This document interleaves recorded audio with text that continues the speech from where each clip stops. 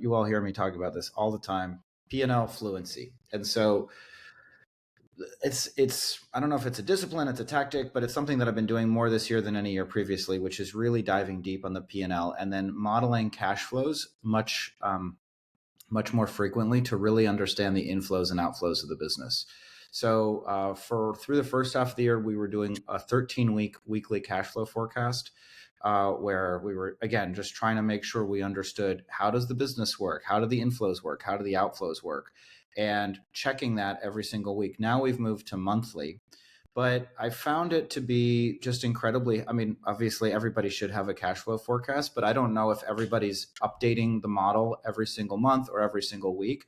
And I would really encourage you, if you're CEO or founder, if you're not doing that, it's what I used to do is I used to just log in and check the bank accounts, and I would have a sort of a rhythmic sense of how inflows and outflows worked. Yeah. But looking at the P&L almost every day, looking at the model every single day, and then sharing that model, I've also opened up visibility on our balance sheet to a few more people than I previously had shared it with.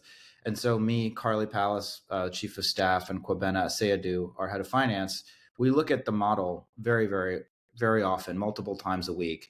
And we're just constant. And what it helps us do is understand the business better, understand how things flow in, how things flow out. Another thing that we did, again, related to P&L fluency, is and this was at the request of Steve White-Trekkie, our independent board member, we recut. So we have a bunch of different revenue lines. And one of the things that Steve was saying to me all year was, you don't understand your own business.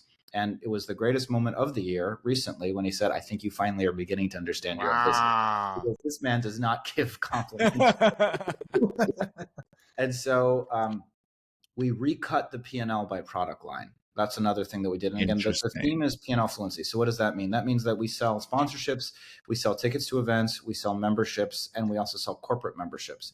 And we recut the P&L to allocate costs based on each of those line items, as opposed to how we previously looked at it, which is blending the entire P&L together. So there's a bunch of top line items like all the revenue stuff, and then all of the costs were, in one big bucket, and then you would have EBITDA at the bottom.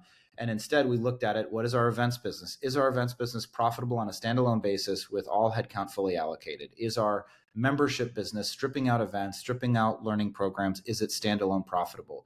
How does our acquisition engine work very specifically? So again, all of this is under the header of P&L fluency, but the specific tactics I would recommend would be a 13-week weekly cash flow forecast, at a minimum a monthly cash flow forecast that you look at with your head of finance very, very regularly, and then recutting your P&L by product line to understand how you're allocating costs if you have revenue coming in from different places.